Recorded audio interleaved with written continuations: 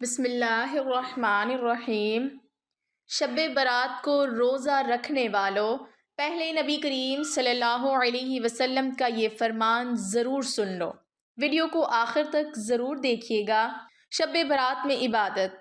امت مسلمہ کے جو خیر القرون ہیں یعنی حضرات صحابہ کرام رضوان اللہ تعالی علیہم اجمعین کا دور، حضرات تابعین رحمۃ اللہ علیہ کا دور، حضرت تبع تابعین رحمۃ اللہ علیہ کا دور، اس میں بھی اس رات کی فضیلت سے فائدہ اٹھانے کا اہتمام کیا جاتا رہا ہے۔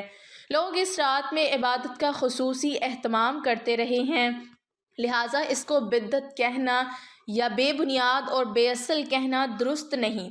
صحیح بات یہی ہے کہ یہ فضیلت والی رات ہے، اس رات میں عبادت کرنا باعث اجر و ثواب ہے اور اس کی خصوصی اہمیت ہے۔ البتہ یہ بات درست ہے کہ اس رات میں عبادت کا کوئی خاص طریقہ مقرر نہیں کہ فلاں طریقے سے عبادت کی جائے۔ جیسے بعض لوگوں نے اپنی طرف سے ایک طریقہ گھڑ کر یہ کہہ دیا کہ شب برات میں اس خاص طریقے سے نماز پڑھی جاتی ہے، مثلاً پہلی رکعت میں فلاں سورت اتنی مرتبہ پڑھی جائے، دوسری رکعت میں فلاں سورت اتنی مرتبہ پڑھی جائے، وغیرہ وغیرہ۔ اس کا کوئی ثبوت نہیں، یہ بالکل بے بنیاد بات ہے، بلکہ نفلی عبادت جس قدر ہو سکے وہ اس رات میں انجام دی جائے۔ نفل نماز پڑھیں، قرآن کریم کی تلاوت کریں، ذکر کریں، تسبیح پڑھیں، دعائیں کریں، یہ ساری عبادتیں اس رات میں کی جا سکتی ہیں، لیکن خاص طریقہ ثابت نہیں۔ شب برات میں قبرستان جانا۔ اس رات میں ایک اور عمل ہے جو ایک روایت سے ثابت ہے، وہ یہ ہے کہ حضور صلی اللہ علیہ وسلم جنت البقیع میں تشریف لے گئے۔ اب چونکہ حضور صلی اللہ علیہ وسلم اس رات میں جنت البقیع میں تشریف لے گئے، اس لیے مسلمان اس بات کا اہتمام کرنے لگے کہ شب برات میں قبرستان جائیں۔ لیکن حضرت مفتی محمد شفیع صاحب رحمۃ اللہ علیہ ایک بڑی کام کی بات بیان فرمایا کرتے تھے جو ہمیشہ یاد رکھنی چاہیے۔ فرماتے تھے کہ جو چیز رسول اللہ صلی اللہ علیہ وسلم سے جس درجے میں ثابت ہو اسی درجے میں اسے رکھنا چاہیے، اس سے آگے نہیں بڑھنا چاہیے۔ لہٰذا ساری حیات طیبہ میں رسول اللہ صلی اللہ علیہ وسلم سے ایک مرتبہ جانا مروی ہے کہ آپ صلی اللہ علیہ وسلم شب برات میں جنت البقیع تشریف لے گئے۔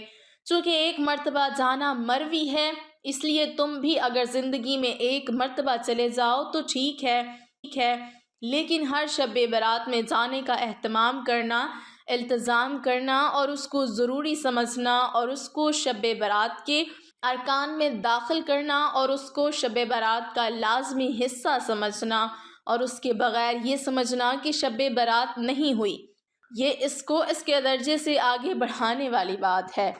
15 شعبان کا روزہ۔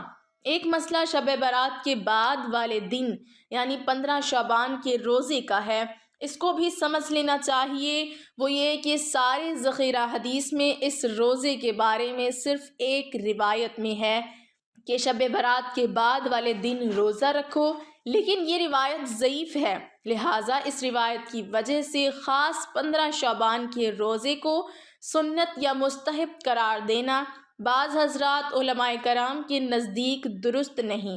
البتہ پورے شعبان کے مہینے میں روزہ رکھنے کی فضیلت 27 اور 29 شعبان کو حضور اکرم صلی اللہ علیہ وسلم نے روزہ رکھنے سے منع فرمایا ہے کہ رمضان سے 1-2 روز پہلے روزہ مت رکھو تاکہ رمضان کے روزوں کے لیے انسان نشاط کے ساتھ تیار رہے۔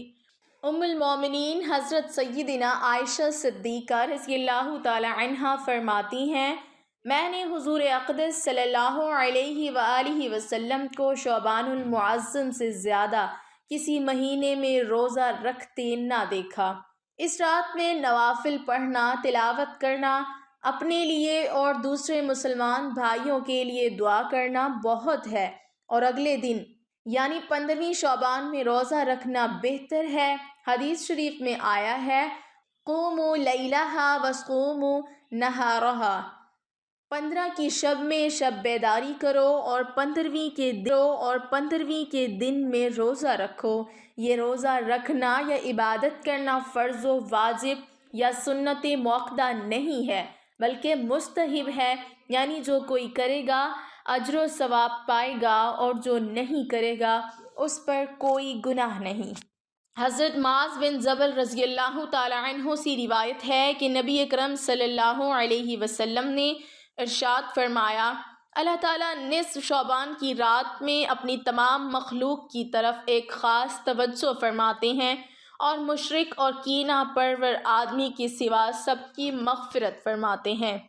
حضرت عائشہ رضی اللہ تعالی عنہ کا بیان ہے کہ ایک مرتبہ رات کو سوتے میں آنکھ کھلی تو حضور اقدس صلی اللہ علیہ وسلم کو گھر میں نہ پایا۔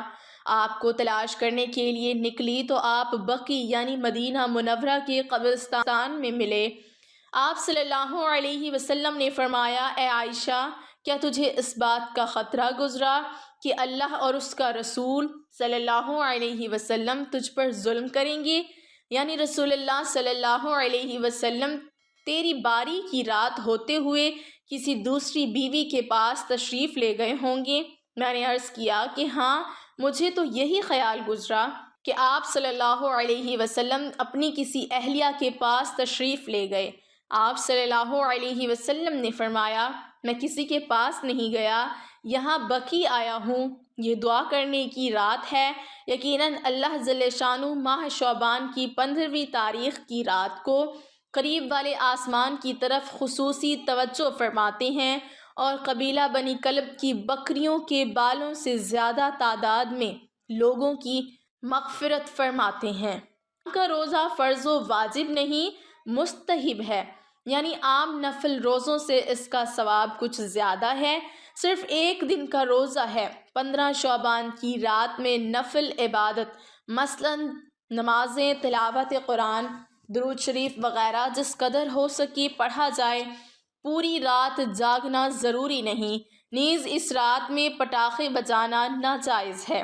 قبرستان جانے کو ضروری سمجھنا، قبرستان میں چراغاں کرنا، اگربتی موم بتی جلانا، یہ سب امور بدعت ہیں۔ حاصل یہ کہ رات میں عبادت کرنا، دن میں روزہ رکھنا، اس کی فضیلت احادیث سے ثابت ہے، بس اسی کو کرنا چاہیے اور انفرادی طور پر کرنا چاہیے، اس کے لیے اجتماع کرنا ثابت نہیں۔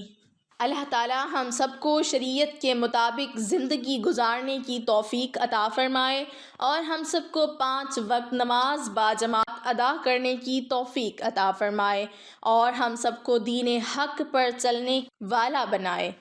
اور دعا ہے کہ اللہ تعالیٰ میرا سنانا اور آپ کا سننا اپنی بارگاہ الہی میں قبول اور منظور فرمائے، آمین ثم آمین۔